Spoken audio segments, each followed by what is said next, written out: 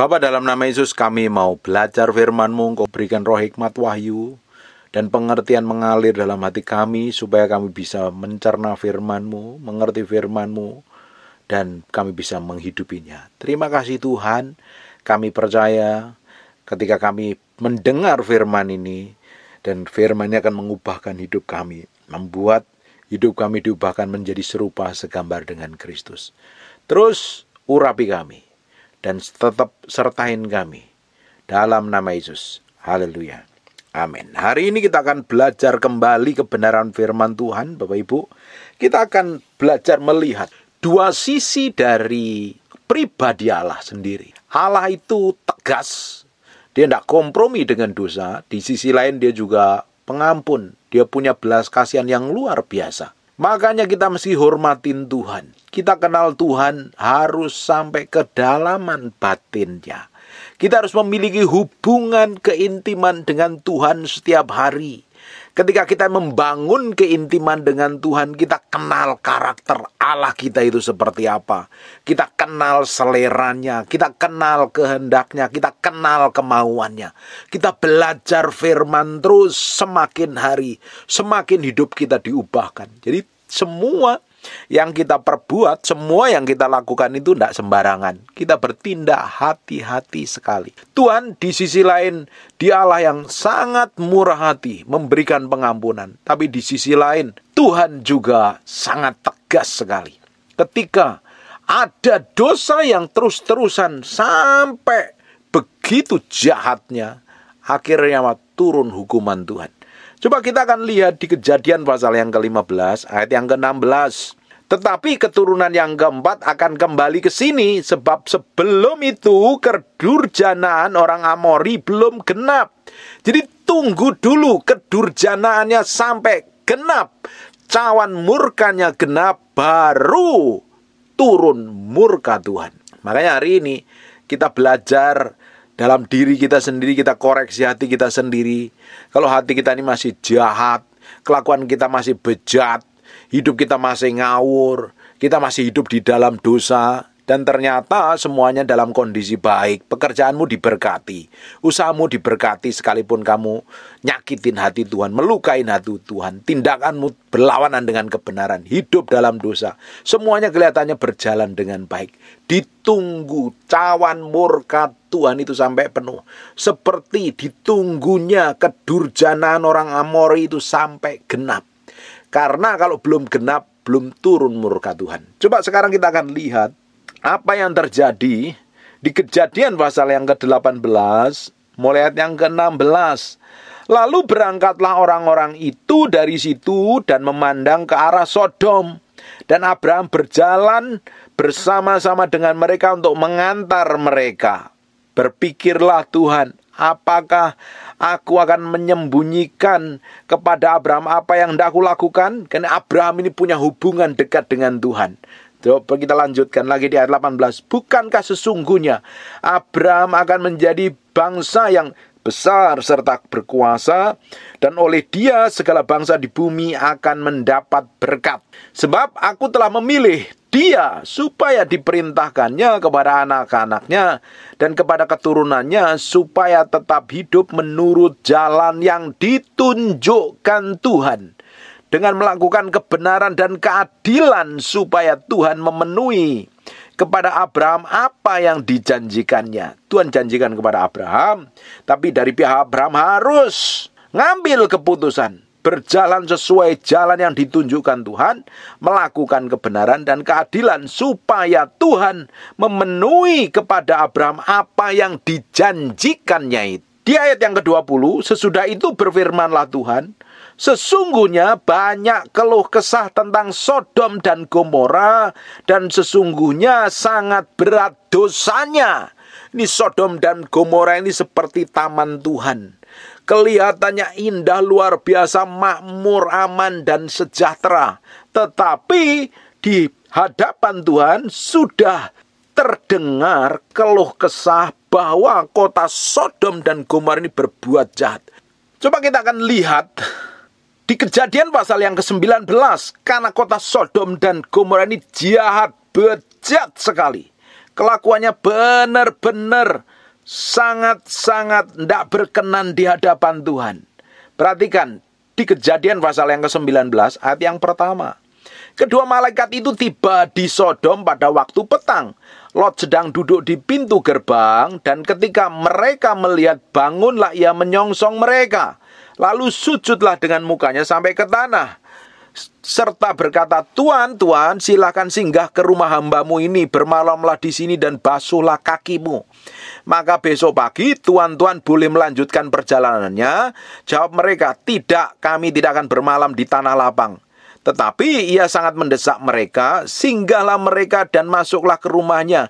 Kemudian ia menyediakan hidangan bagi mereka, ia membakar roti yang tidak beragi, lalu mereka makan. Tetapi sebelum mereka tidur, ada orang laki-laki kota Sodom itu, dari yang muda, perhatikan, orang laki-laki dari muda sampai yang tua, bahkan seluruh kota tidak ada yang terkecuali, datang mengepung rumah itu. Coba perhatikan di ayat yang kelima. Mereka berseru kepada Lot, di manakah orang-orang yang datang kepadamu malam ini? Bawalah mereka keluar kepada kami supaya kami pakai mereka.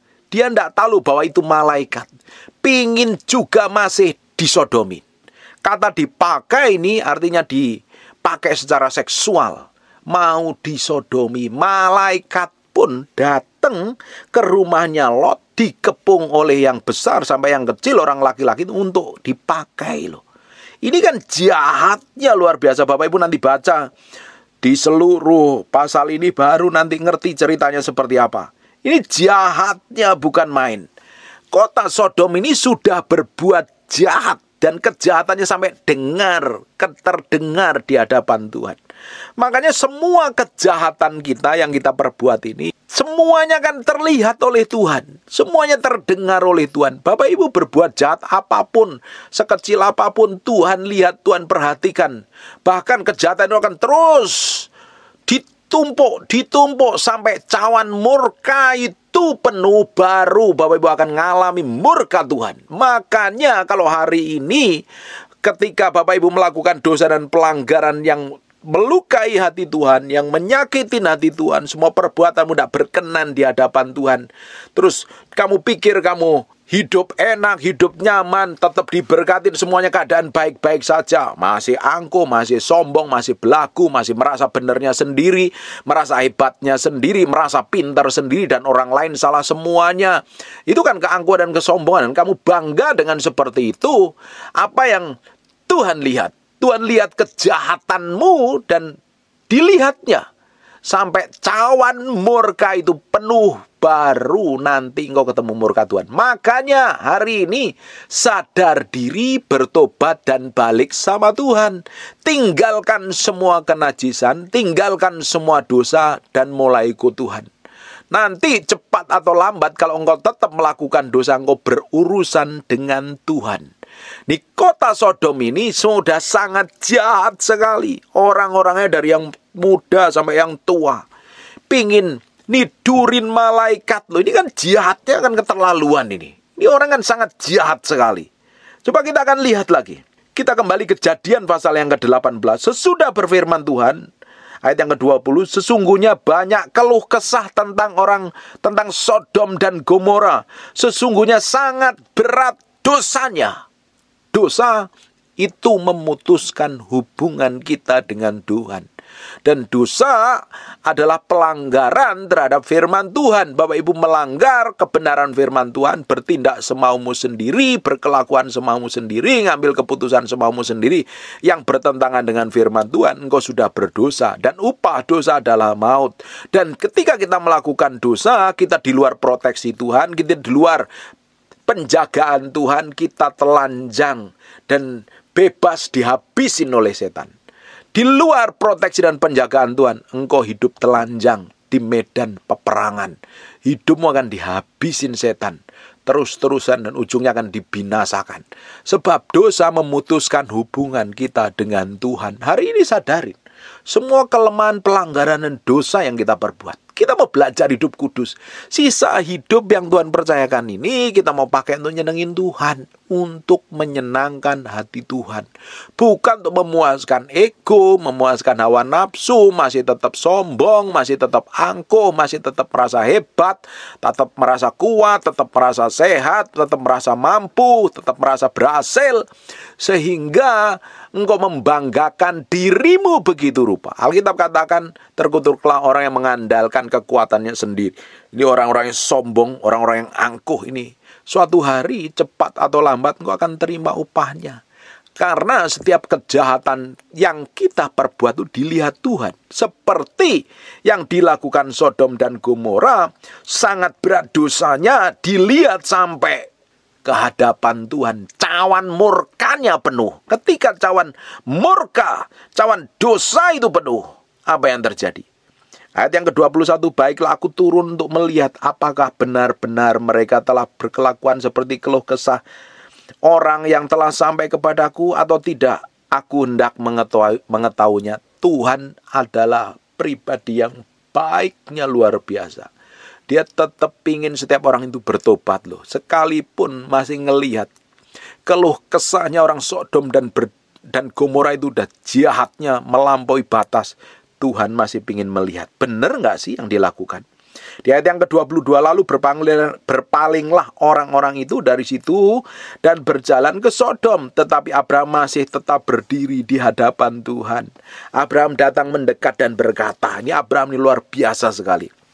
Apakah engkau akan melenyapkan orang-orang yang benar bersama-sama dengan orang fasik? Bagaimana sekiranya ada 50 orang benar dalam kota itu? Apakah engkau akan melenyapkan tempat itu dan tidakkah engkau mengampuni mereka ke-50 orang yang benar ada di dalamnya? Justru Abraham, dia ngomong sama Tuhan, Tuhan, kalau ada 50 orang, apakah engkau benar-benar mau binasakan orang benar itu bersama-sama orang fasik? Coba kita lihat lagi. Di ayat yang ke-25, jauhlah kiranya daripadamu untuk berbuat demikian, membunuh orang benar bersama-sama dengan orang fasik, sehingga orang benar itu seolah-olah sama dengan orang fasik. Jauhlah kiranya yang demikian daripadamu, masakan hakim segenap bumi tidak menghukum dengan adil. Tuhan berfirman, coba perhatikan, Tuhan itu baiknya luar biasa. Jika ku dapatin 50 orang benar dalam kota Sodom, aku akan mengampuni seluruh tempat itu karena mereka loh. Karena ada 50 orang bertobat, sungguh-sungguh di Sodom akan diampuni. Tapi yang didapatin ternyata Sodom tidak ada orang 50 yang bertobat. Semuanya bejat semuanya. Bapak Ibu, pertobatanmu hari ini akan mempengaruhi banyak hal. Keputusanmu bertobat hari ini akan mempengaruhi banyak orang ke depannya.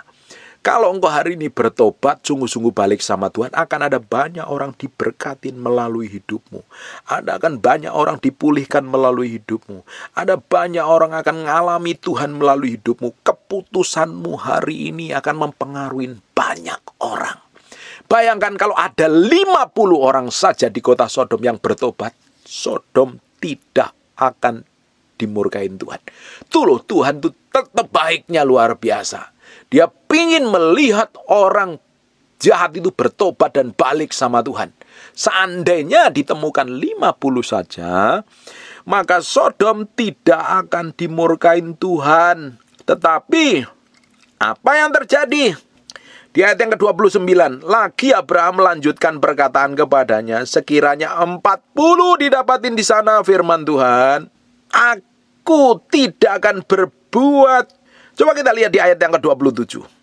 Abraham menyaut, sesungguhnya aku tidak telah memberanikan diri berkata kepada Tuhan, walaupun aku debu dan abu. Abraham sadar diri, sebenarnya tidak punya hak ngomong sama Tuhan. Tapi karena ngelihat, nggak mau orang-orang Sodom dibinasakan, dia ngomong lagi sama Tuhan, sekiranya kurang 5 orang dari ke-50 orang benar itu, apakah engkau akan memusnahkan seluruh kota itu karena yang 5 itu? Firman-Nya, aku tidak memusnahkannya jika ku dapatin 45 dari sana. Lagi Abraham melanjutkan perkataannya kepadanya, sekiranya 40 didapatin di sana. Firman-Nya, aku tidak akan berbuat demikian karena 40 itu. Katanya, janganlah kiranya Tuhan murka Kalau aku berkata sekali lagi, sekiranya 30 didapatin di sana, Abraham masih belain loh.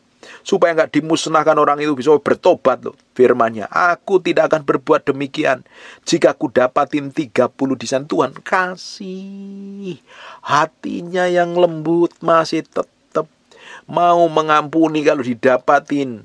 Masih ada 30 orang. Terus Abraham ngomong lagi, katanya, sesungguhnya aku telah memberanikan diri berkata kepada Tuhan, sekiranya 20 didapatin di sana firman-Nya, aku tidak akan memusnahkan karena yang 20 itu. Tuhan kan baik luar biasa. Tunggu kalau sampai ada orang 20 nggak dimusnahkan. Ayat yang ke-32 katanya, janganlah kiranya Tuhan murka. Kalau aku berkata lagi sekali ini saja, sekiranya 10 didapatin di sana firman-Nya, aku tidak akan memusnahkan karena 10 itu. Lalu pergilah Tuhan setelah ia selesai berfirman kepada Abraham, dan kembalilah Abraham ke tempat tinggalnya. Dan ternyata Sodom dan Gomora sudah terlalu bejat, sudah terlalu jahat, sampai benar-benar murkanya melebihi. Cawan murka itu sampai penuh. Dan apa yang terjadi? Bapak Ibu bisa lihat di ayat di Kejadian pasal yang ke-29. Apa yang terjadi? Sodom dan Gomora dimusnahkan. Ini yang tadi kita baca. Orang Sodom sudah dibelain oleh Abraham. Kalau ada 10 saja jangan dimurkain. Ternyata nggak ada. Karena orang-orangnya itu orang yang hidup dalam penyimpangan seksual. Laki-laki dengan laki-laki kecenderungannya. Bahkan malaikat yang mau nginep di rumahnya Lot mau diperkosa. Ini kan jahatnya luar biasa. Kejahatannya luar biasa sekali. Tidak heran murka Tuhan turun kepada Sodom dan Gomora. Bapak Ibu, kalau engkau hari ini melakukan dosa dan pelanggaran, dan engkau baik-baik saja, ditunggu Tuhan, artinya supaya engkau bertobat balik sama Tuhan. Hari ini yang kita kejar hanya nyenengin hati Tuhan, gak ada yang lain. Kita ini mau ngejar apa sih sebenarnya tinggal di bumi ini? Bapak Ibu mau kejar apa? Kekayaan, jabatan tinggi, apalagi duit banyak, rumah bagus, jalan-jalan ke luar negeri. Semuanya akan sirna dan tidak pernah memuaskan hidup kita. Hari ini kita mau belajar nyenengin hati Tuhan kok. Kita mau belajar nih, kenalin diri sendiri. Bahwa hidup hari ini yang dipercayakan Tuhan ini, kita mau pakai untuk melakukan apa yang Tuhan mau dan apa yang Tuhan inginkan. Bukan melakukan seperti yang kita mau dan kita inginkan. Belajar menyerahkan hati kita ini di hadapan Tuhan. Belajar mengkoreksi diri. Semakin hari semakin kita berhidup kita sama Tuhan. Bapak Ibu, saya beberapa hari ini saya ngomong tentang pertobatan dan dosa. Kalau kita ini tetap melakukan pelanggaran yang tidak berkenan di hadapan Tuhan, ujungnya kita ditolak Tuhan. Buat apa kita capek-capek, udah ibadah, udah menabur, udah memberi, udah ikut pelayanan, tapi ujung hidup kita ditolak Tuhan. Kan sia-sia belaka, gak berguna. Justru kita mau belajar hari demi hari berjalan sesuai dengan ketetapan Tuhan. Kita mau belajar pakai tubuh ini untuk mempermuliakan nama Tuhan. Makanya jagain tubuhmu ini dengan baik. Jangan pakai untuk melakukan hal yang najis dan kotor. Jangan dipakai untuk berzina. Jangan diisi dengan hal yang najis dan kotor. Jangan kita mulai kompromi dengan dosa. Kita hidup di area abu-abu hanya untuk menyenangkan diri kita sendiri, untuk memuaskan hawa nafsu kita. Percuma dan sia-sia. Percuma dan sia-sia. Belajar mematikan semua keinginan dan hawa nafsu kita. Menaruhnya pada pusat kehendak Tuhan. Beri hati kita sepenuhnya di hadapan Tuhan. Kita jagain bait Allah ini loh. Tubuh kita ini adalah bait Allah. Di dalam perjanjian lama, bait Allah itu adanya di tabut perjanjian. Tapi hari ini tubuh kita ini menjadi baitnya Tuhan. Kita jagain. Kita pakai tubuh untuk kemuliaan nama Tuhan. Kita rawat begitu rupa. Kita hormatin begitu rupa. Semakin hari, semakin kita mau serahkan sama Tuhan. Semakin hari kita mau belajar menyenangkan hati Tuhan. Tapi kalau kita ini tetap melakukan pelanggaran terus, diampuni pelanggaran terus-terusan. Sekali minta pelanggaran rasanya ada rasa tertuduh, cepat bertobat. 2 kali, 3 kali lama-lama kebal. Engkau nggak mau lagi melakukan kebenaran. Sudah terlanjur melakukan dosa, malas ibadah, malas ketemu dengan komunitas Kristen, malas belajar firman, malas berdoa. Sampai nanti genap cawan murka Tuhan. Engkau bukan ketemu kebaikan Tuhan, engkau ketemu murkanya Tuhan. Tuhan itu tetap baik sampai hari ini. Menunggu kita untuk bertobat. Makanya tidak heran kan orang jahat kenapa? Umurnya panjang. Kenapa orang jahat tetap sehat-sehat saja? Ditunggu waktunya untuk bertobat dan balik sama Tuhan. Tapi kalau cawan murka Tuhan itu udah genap, dia akan ketemu murka Tuhan. Selama masih ada kemurahan dan kebaikan Tuhan, dengar firman ini, balik sama Tuhan dan bertobat. Hidup kita mau nyenengin hati Tuhan saja, bukan yang lain. Kita mau berjalan dalam ketetapannya. Udah tinggalkan kesombongan, keangkuhan, merasa hebat sendiri, merasa pintar sendiri, merasa benar sendiri. Nggak ada gunanya. Kita ini mau jalanin dan hidupin firman. Dalam praktek hidup kita sehari-hari kita semakin kenal Tuhan, melakukan kehendaknya, berjalan sesuai dengan kemauannya. Sampai garis akhir kita didapatin menyenangkan hatinya. Bukan malah melakukan dosa.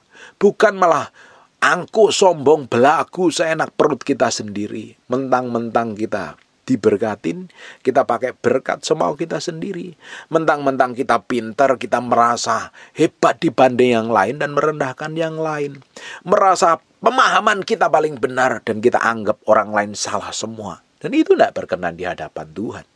Itu nggak menyenangkan hati Tuhan. Kita mau belajar setiap hari menaruh hati ini di dalam pusat kehendaknya, menyenangkan hatinya. Jangan sampai kita ketemu murka Tuhan, justru kita akan terima mahkota kehidupan. Kita didapati menjadi hamba yang berkenan di hadapannya. Bapak Ibu, kekristenan bukannya sekedar ibadah di gereja. Kekristenan bukannya sekedar punya gelar, pelayanan, dan lain sebagainya. Kekristenan itu menjadi serupa segambar dengan Kristus kok. Dalam tindakanmu, dalam sikapmu, dalam perkataanmu, dalam kelakuanmu. Semakin hari semakin diubahkan menjadi serupa segambar dengan Tuhan. Tambah hari kita kenal Tuhan. Tambah hari kita kenal isi hatinya. Tambah hari kita menyenangkan hatinya. Kita berjalan dalam ketetapannya. Kita semakin menjadi orang-orang yang mengasihi Tuhan, mengerti hatinya. Kita nggak mau melukai dan menyakiti. Amin. Kita mau berjalan dalam ketetapannya setiap hari. Jangan sampai kita ketemu dengan murkanya Tuhan. Kita mau ketemu dengan anugerah dan kemurahan Tuhan yang semakin hari semakin baik melimpah dalam kehidupan kita. Bapak Ibu, keputusanmu hari ini akan menentukan banyak orang di depan diberkati melalui hidupmu, atau keputusanmu hari ini akan membuat hidupmu binasa di masa yang akan datang. Ambil keputusan yang benar untuk memilih melakukan yang benar sesuai dengan ketetapan Tuhan. Menjadi orang-orang yang dikasihi Tuhan. Amin. Saya berdoa banyak orang diubahkan. Banyak orang dijamah Tuhan. Banyak orang dipulihkan hidupnya. Dan ngerti kebenaran mengambil keputusan yang benar untuk nyenengin hati Tuhan. Kita harus belajar mematikan semua ego dan hawa nafsu kita sendiri. Semakin kita kenal Tuhan, kita semakin mati terhadap diri sendiri. Semakin Kristus berkuasa, pengaruhnya, otoritasnya, kuasanya melimpah dalam hidupmu. Semua motivasi busuk, pikiran jahat, kelakuan buruk tanggalkan. Dan mulai hidup kudus, hidup benar, hidup menyenangkan hati Tuhan. Hari demi hari kita akan didapati menjadi orang-orang kesayangan Tuhan. Amin. Tutup matamu, tutup Alkitabmu, kita berdoa. Bapak, terima kasih buat firman-Mu. Kami materaikan dengan darah anak domba, firman ini nempel dalam hati kami. Sampai kedalaman batin kami firman ini jadi kehidupan. Terima kasih Tuhan. Kami kembalikan semuanya untuk hormat kemuliaan bagi nama-Mu. Dan kami berdoa setiap orang yang mendengar firman yang kamu sampaikan diberkatin Tuhan, dipulihkan Tuhan, diubahkan Tuhan. Dan apa saja yang dikerjakan tangannya Tuhan bikin berhasil. Tuhan, aku berdoa untuk orang yang sakit dan mengalami kelemahan tubuh oleh bilur Yesus, oleh darah Yesus. Jadilah engkau tahir, jadilah engkau sehat, jadilah engkau sembuh. Berkat-Mu berkelimpahan atas hidup kami. Dalam nama Yesus kami berdoa dan mengucap syukur. Haleluya. Amin. And God bless you. Terima kasih Tuhan, terima kasih, terima kasih. We thank you, we praise you, we adore. Terima kasih buat siang hari ini. Kami mau dedikasikan hidup kami siang hari untuk menyembah-Mu, untuk datang di hadirat. Kami berikan korban yang terbaik dalam nama Yesus. Haleluya. Amin, amin. Tetap berdiri. Pegang HP-nya dulu, di silent. Saya nggak mau dengar suara HP hari ini. Pastikan HP-mu di silent. Tetap berdiri sebentar. Di Kidung Agung pasal yang ke-8 ayat 6 dan 7. Taruhlah aku seperti materai dalam hatimu, seperti materai pada lenganmu, karena cinta kuat seperti maut, kegairahan gigih seperti dunia orang mati. Nyalanya adalah nyala api, seperti nyala api Tuhan. Air yang banyak tak dapat memadamkan cinta, sungai-sungai tak dapat menghanyutkannya. Sekalipun orang memberi segala harta benda, rumahnya untuk cinta, namun ia pasti akan hina. Kita harus tempatkan Tuhan jadi yang utama dan terutama, lebih dari apapun juga. Taruh Tuhan harus jadi yang utama dalam hatimu. Hari ini kita mau berikan hati kita ini sepenuhnya untuk Tuhan pagi hari ini. Mulai fokus hatimu sama Tuhan. Jangan fokus sama saya. Saya ini bukan siapa-siapa. Kita minta sesuatu yang berbeda pagi hari ini.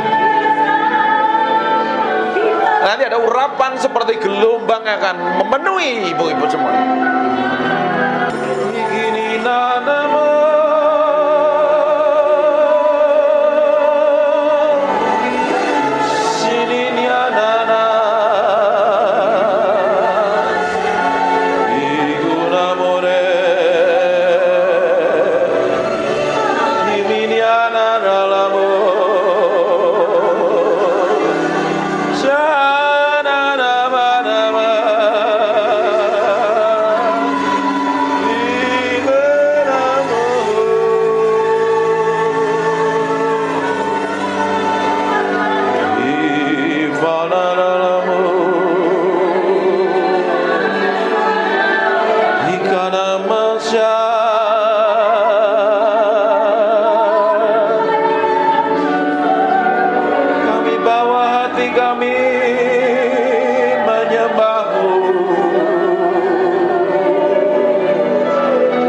Engkau diagungkan,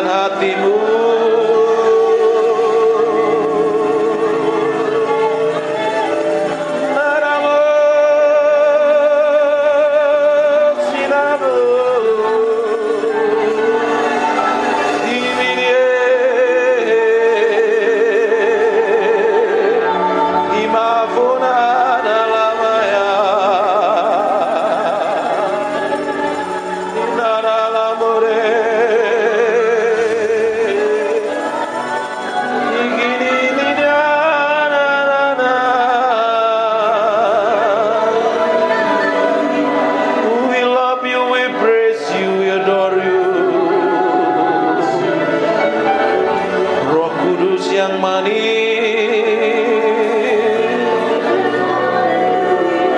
kami mengasihimu, kami mencintaimu.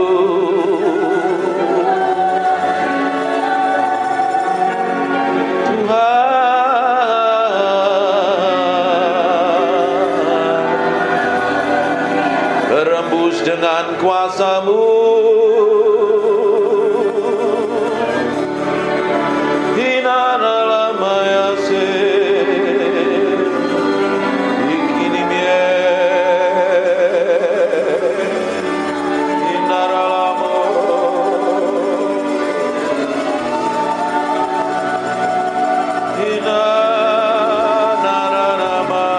buka tanganmu dua-dua.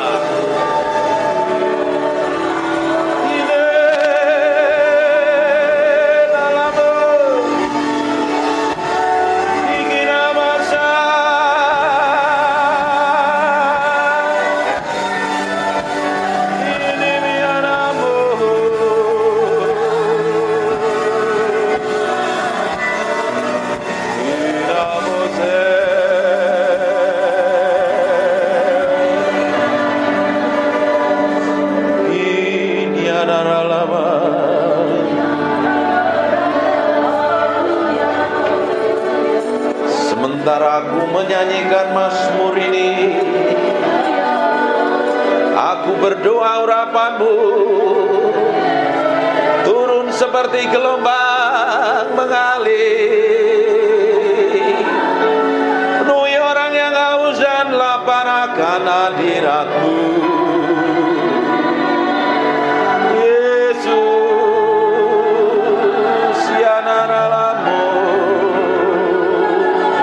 Sekarang pengurapan itu sedang turun dalam ruangan ini. Semakin kuat urapan itu turun dalam nama Yesus. Jesus name. Go, fill, penuhi setiap orang dalam ruangan ini. Jesus.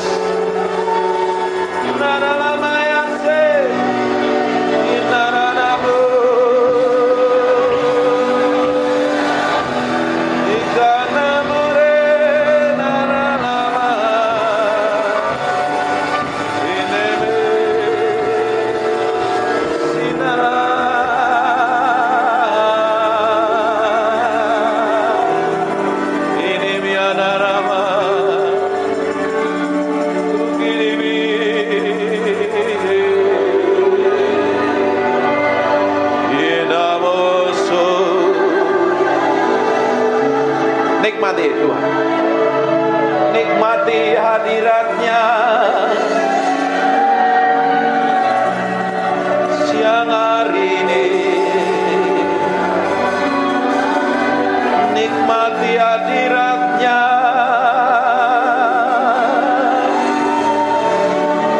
nikmati hadirat-Nya,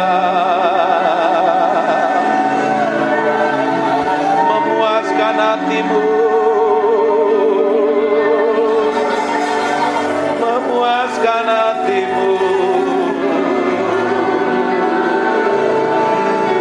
memuaskan hatimu.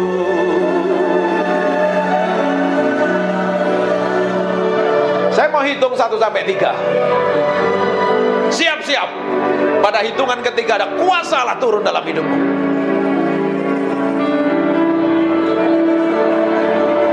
Nikmati hadirat-Nya. Siap-siap saja kuasanya turun menjamahmu. 1.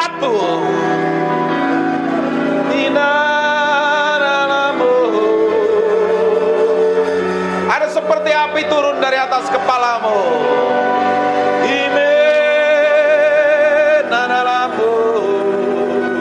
Dua. Sekarang terima itu. Jesus. Take. Jesus name. Go. Maralaba.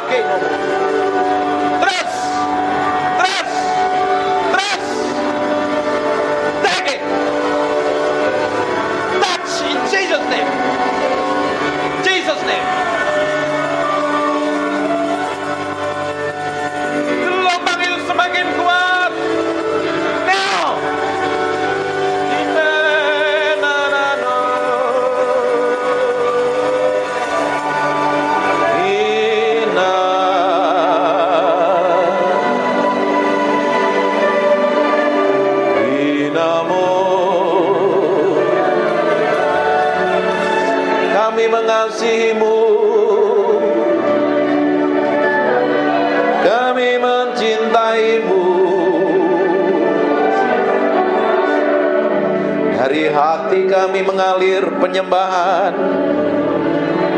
dari hati kami mengalir Mazmur. Jesus, Jesus.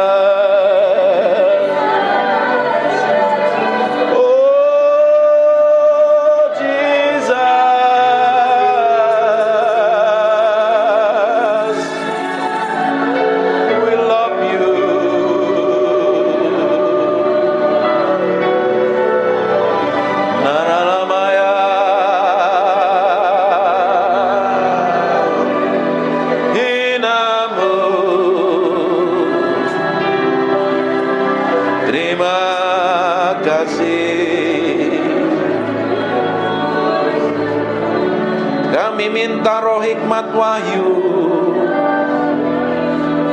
turun di atas kami siang hari ini. Singkapkan kebenaran-Mu, singkapkan Tuhan.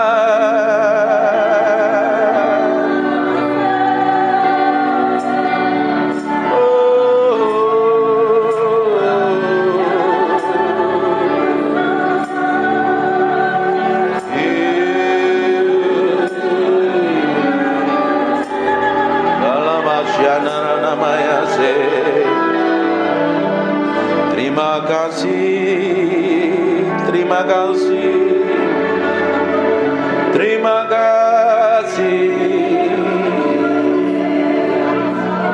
Jesus. We thank you, we praise you, we adore. Terima kasih. We thank you. Terima kasih Roh Kudus, Engkau baik, Engkau luar biasa, Engkau dahsyat. Permuliakan nama Yesus yang hari ini. Buat firman-Nya begitu hidup. Dan ubah kami dalam hadirat-Mu. Ubah kami dalam hadirat-Mu sendiri. Kami minta Engkau tetap tinggal di antara kami. Dalam nama Yesus. Silahkan duduk. Menyembah Tuhan artinya memberi hidup sama Tuhan. Bukan mulutnya yang ngomong, tapi hatimu yang diberikan sama Tuhan. Ketika hatimu diberikan sama Tuhan dan Tuhan dapatin kelakuan, sikap dan tindakanmu serta perbuatanmu menyenangkan hatinya. Nah, ketika kau nyembah Tuhan, Tuhan hadir. Dia akan merubah hidupmu. Saya suka nyembah ini.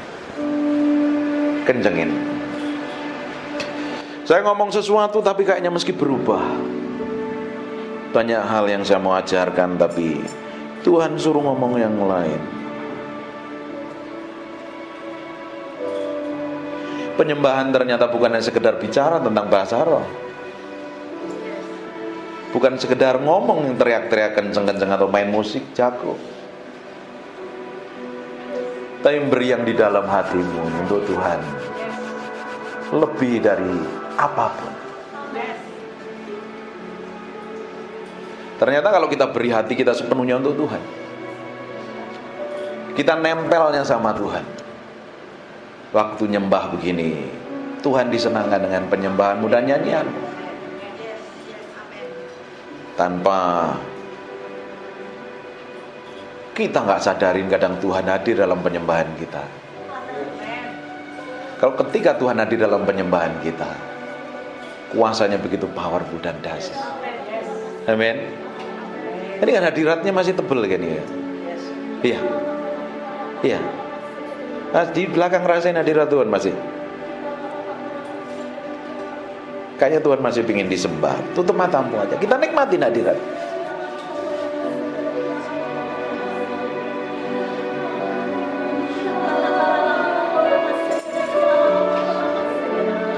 Naralamaya, naralamu, sinanamore, ikinimia naralama. Engkau dipuji, tinggikan. Lihat orang-orang ini menyembah-Mu. Oh Yesus.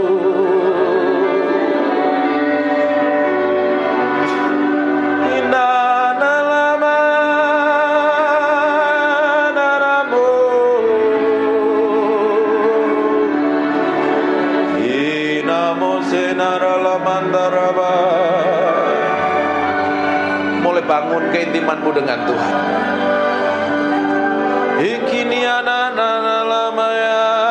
Dia hadir dalam ruangan ini. We thank you. I feel. We thank you.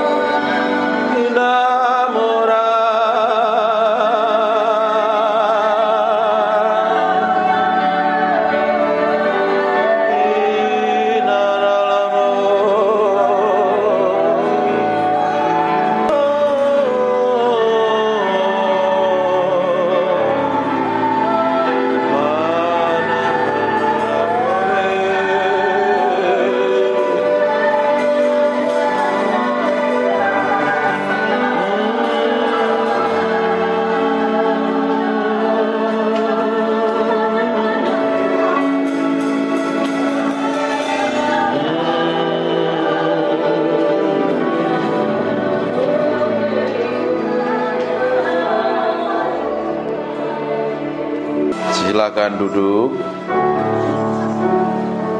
Bapak Ibu, perkara rohani itu paralel dengan perkara jasmani. Kalau kita menang secara rohani, kita akan menang secara jasmani. Kalau kita menjadi manusia rohani, karaktermu pasti berubah. Mulutmu berubah. Tidak mungkin kita rajin nyembah, tidak mungkin kita ngaku cinta Tuhan dan mengasihi Tuhan, tapi kita memiliki karakter daging, buruk, jelek, benceno, jadi batu sandungan. Karena yang kita sembah adalah Tuhan. Karena sebelum kita nyembah, kita harus beresin hati kita dahulu. Ini harus jadi korban dulu. Sebelum pelayanan, hidupmu harus dipersembahkan di atas mezbah Tuhan. Sebelum jadi hamba Tuhan, meski mati daging, pikul salib, sanggal diri. Kalau enggak daging, nanti pelayanannya bisa khotbah, bisa nyanyi, bisa nyembah, bisa main musik, bisa jadi apapun juga. Tapi kalau lahirnya dari daging, itu tidak akan berkenan di hadapan Tuhan. Masalahnya yang tahu hati kita itu diri kita sendiri dengan Tuhan. Orang lain tidak tahu. Pasangan hidup pun tidak tahu. Yang tahu adalah engkau dengan Roh Kudus. Makanya sebelum datang kepada Tuhan, sebelum datang ibadah, nyembah dulu di hadapan Tuhan. Beri korban hidupmu dulu. Izinkan Tuhan menyelidiki sampai kedalaman batin kita. Kalau hal yang busuk, jahat, motivasi jahat, kelakuan buruk, kita bisa datang ibadah, tapi kalau kita memiliki sikap dan kelakuan yang buruk, tidak berkenan di hadapan Tuhan, buat apa? Manusia suka menutupin yang di dalam ini dengan sikap yang di luar. Di luar kelihatannya rohani, kelihatannya hebat, bagus dan luar biasa. Tapi kalau yang di dalam ini tidak didapatin berkenan di hadapan Tuhan, hidupmu tidak akan berkenan di hadapan Tuhan. Yang kita kejar hari ini adalah hidup berkenan di hadapan Tuhan. Dan suatu hari kita akan didapati menjadi orang kesayangan Tuhan. Kalau kita didapati menjadi orang kesayangan Tuhan, apa saja yang kamu butuhkan, apa saja yang kamu perlukan, tidak perlu minta, Tuhan cukupin kok. Seorang bapak yang baik, dia tahu kebutuhan anak-anaknya. Seorang mama yang baik tahu kebutuhan anak-anaknya. Betul nggak ibu-ibu yang di belakangnya? Kalau anakmu punya kebutuhan, kan pasti dicukupin kan? Kadang dia nggak minta pun, dia pasti dikasih. Bayangkan Allah kita Allah yang perkasa, Allah yang baik dan luar biasa. Oh, kita sendiri aja sering kurang ajar, Tuhan tetap baik kok. Seringkali kita nggak peduli dengan Tuhan, kita cuek dengan Tuhan, Tuhan tetap baik. Bayangkan kalau kita didapati menjadi orang kesayangan Tuhan. hatimu diberikan sama Tuhan, sampai kedalaman batinmu. Makanya setiap hari kita mesti ngomong, nih Tuhan, cek sampai kedalaman hatiku. Koreksi. Harus diizinkan Roh Kudus mengkoreksi sampai kedalaman batin ini loh. Karena orang Kristen itu seringkali palsu. Tapi hari ini kita mau beri hati kita sepenuhnya untuk Tuhan. Tahu gak kita waktu kita beri hati kita sepenuhnya untuk Tuhan? Waktu kita nyembah Tuhan, hadir dalam penyembahan kita. Betul nggak? Roh Kudus adalah roh yang kudus, roh yang suci. Dia tidak bisa bersatu dengan pribadi yang kotor dan najis. Bagaimana kita ingin menghadirkan Tuhan dalam penyembahan kita, dalam pelayanan kita, sedang mulut kita jahat, hati kita busuk, motivasinya jahat, tidak berkenan di hadapan. Datang. Tapi kalau hati kita ini belajar proses by proses nih, hari demi hari ini, setiap hari, ketika Bapak Ibu dengar khotbah seperti ini, kan mengkorek sampai kedalaman batinmu. Ini khotbah kan tidak enak, keras lagi. Tahu Peter Guntur pasti khotbahnya keras, nggak ngomong manis. Saya nggak mau kasih gula-gula, khotbah yang manis-manis, nanti Bapak Ibu semuanya kena diabetes rohani loh. Penyakitan secara rohani. Saya kasih stik dan daging supaya engkau bertumbuh kuat di dalam Kristus dan didapati menjadi orang-orang yang berkenan di hadapan Tuhan, nyenengin hati Tuhan. Bukan menang secara rohani saja, secara jasmani pun engkau punya jadi orang-orang yang skillful, berhasil di bidangmu. Jadi ibu rumah tangga yang berhasil, jadi businessman, businesswoman yang berhasil. Kerjain apa-apa berhasil, karena kalau orang disertain Tuhan, apa saja yang dikerjakan tanganmu Tuhan akan bikin berhasil. Nggak mungkin ikut Tuhan itu nggak bikin berhasil. Ada yang salah kalau hidup kita nggak ngalami peningkatan. Masa dari tahun ke tahun tetap sama? Yang nggak berubah itu Yesus. Kita harus berubah dari kemuliaan kepada kemuliaan, dan kemuliaan semakin besar. Orang bisa melihat kemuliaan yang manifestasi melalui hidup kita. Amin. Tuhan mau seperti itu. Bukan duduk di gereja, ditumpangi tangan pendeta, diuyak-uyak kepalamu, terus hidupmu ingin berubah, sampai gigimu rontok semua, nggak akan berubah.